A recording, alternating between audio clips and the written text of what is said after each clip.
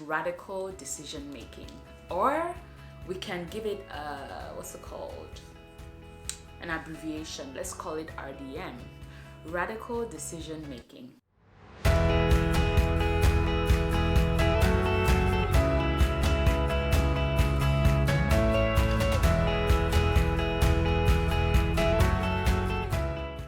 Hello everyone, welcome back again to my channel. My name is Dan Bourgeoise, aka Brenda. I don't take it for granted that you're stopping by. I'm happy that you're here. Thank you for taking the time to spend some time with me and to listen to what I have to share.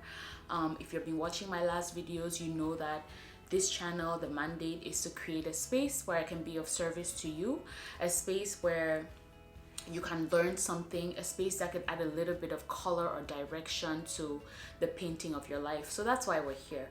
Thank you again for stopping by. Thank you for those who have subscribed.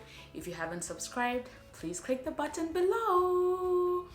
I've become one of the people who says the thing I've heard for so long. Anyways, click the button below. If you watch my last videos, I was talking about the fear of failure, and I really hope that that video did something for somebody. I struggled with the fear of failure before I launched this YouTube, and I think that I implemented some of the tools that I talk about in that video to be able to have this channel today. So welcome back to my channel.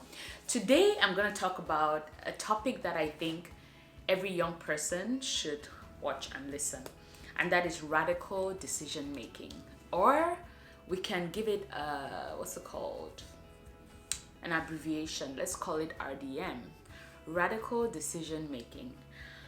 I call it radical, but I feel like you can call it many other things. Logical decision making, and I do think if you are somebody who watches my videos, you know that we're talking about a lot of the skills that an entrepreneur should have, skills and traits that an entrepreneur should learn. And be Edison, do it 1,000 times. But today I'm going to be talking about radical decision making, and what that is not making decisions on the fly. Anyways, instead of giving you a preview, let me just tell you what radical decision making is not. Let's start there. Radical decision making is not making a decision based on emotions. That's number one. And TD Jakes, who I really like to listen to, a very intelligent preacher, he always says that don't make permanent decisions in the face of temporary situations. That's an example of making a decision on emotion, right? Like, just because you're in this space and this space is temporary, like, we know God is going to take you out of it in a short time, but you make a permanent decision on that, based on that. But radical decision making is not making decisions based on emotions as an entrepreneur. It's not making decisions based on how you're feeling in the moment, maybe because somebody angered you and you can't see beyond to see that that person is very vital to your business. They are doing a lot of the work that you need to get done, and they are also, if they were to leave, you're going to have a void that you don't know how to fill. That's an example of decisions under emotions. Another thing that radical decision making is not decisions that are made out of temper, out of anger, out of the feeling of revenge, the feeling of get back. That's not radical decision. Radical decision making is also not making a decision in the heat of the moment. It's saying, I'm gonna sleep on it. It's saying, I need time to think on it. It's saying, I need time to process what you just told me or what has just happened. It's saying, I don't trust myself to make a decision right now, so I'll get back to you. Radical decision making is not making a decision in the heat of the moment.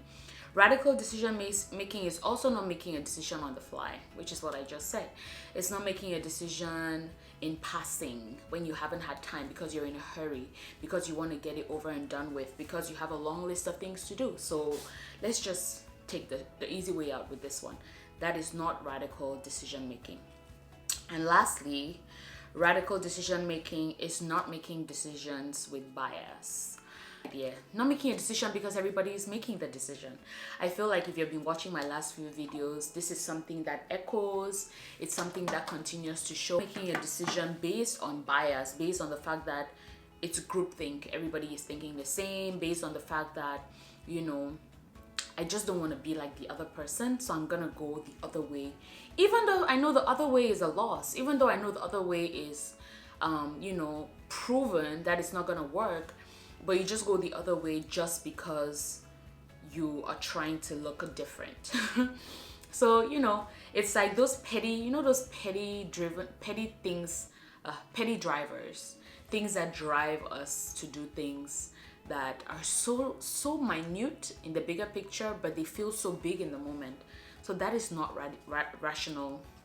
radical. That is not radical decision making. Radical decision making is also not making a decision without data, which is what radical decision making is. We landed. Radical decision making is making decisions with data. And data sounds like such a technical, you know, business word, but the truth is data means information. Data means understanding the problem. And so data means having everything that you need to make an informed decision. Of course, there are things in life where we have to take a leap of faith. There are things in life where we have to just decide that we're going to decide regardless of how things look. But in business and entrepreneurship, there's way too much information for us to have excuses about how we make decisions.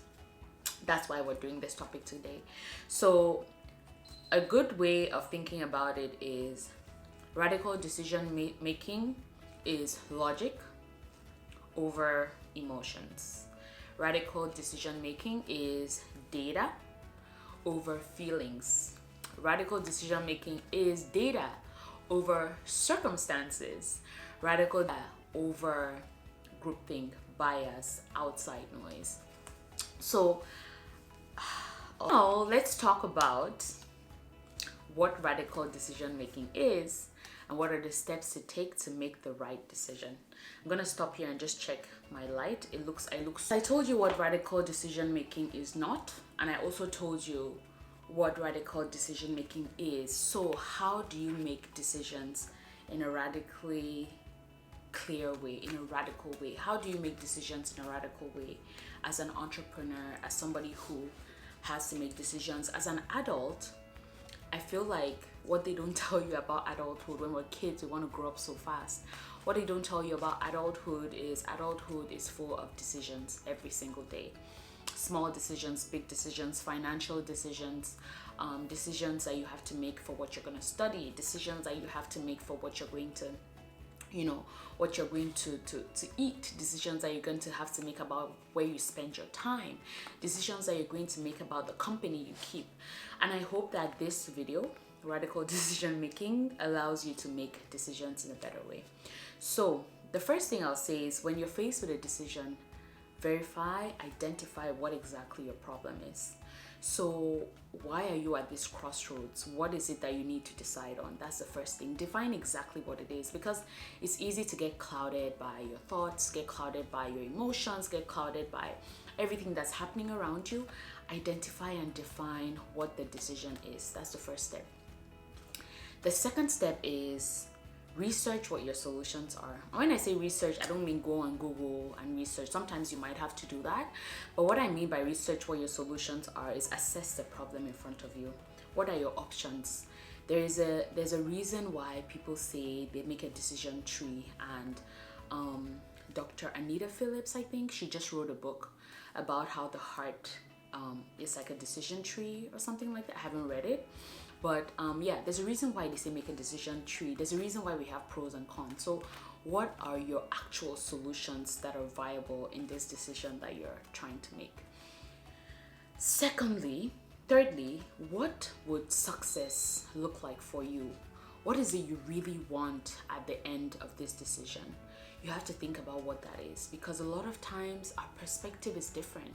The problem is in front of us. We have different people chiming in. We have family, we have work, we have co-workers, we have other people's experiences that we have to consider.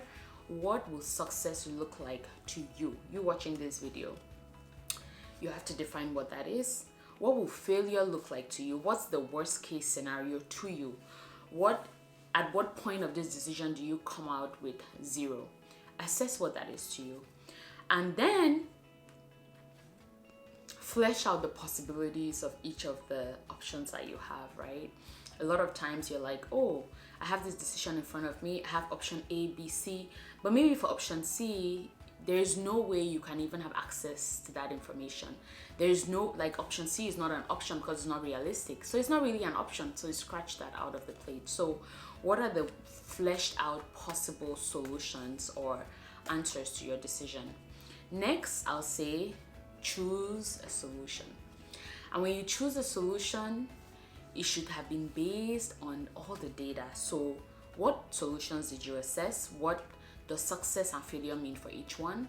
How do you associate your solutions to the success and failure? Which one looks more like success to you? Which one looks most like failure to you? And so when you do make a decision, you have to honor your word and follow through with the decision that you have made. I'm not saying you're not allowed to change your mind, but I am saying the process of going through all of that to make a decision is so that you can commit to the decision that you've actually chosen. I would have loved to talk about this on my computer with an Excel sheet, but I'm going to try to summarize it here. And then lastly, when you look at the solution that you have chosen to commit to, before you pull the final move, make sure that you've assessed that decision brings you the most of your definition of success. And part of why I want to do this video is to make this more practical. I have 2 examples. One of them is as a young person, when you're going to school, what you want to study. The other one is whether or not you should buy a car. Okay? Walk with me here. Should I buy a car or not? So let's assess this. Right now in your current life, what are your options? To buy a car, or to keep using Uber, or maybe you work from home, so actually you don't really go to too many places, or yeah, those are your two options. So let's just say you have friends that have amazing cars, they ride high, they live in large, okay? And let's just say, for the sake of this, let's say you can afford the car. You're able to buy it. You have credit, you have the cash, and you're able to buy the car. So those are your options. However, do you need the car? In your current life, how many places do you go to? Let's collect some data. How much is insurance for the car? How much is your down payment going to be for the car? How much is your car note going to be if you're going to get a car note? How much are you going to pay for parking the car?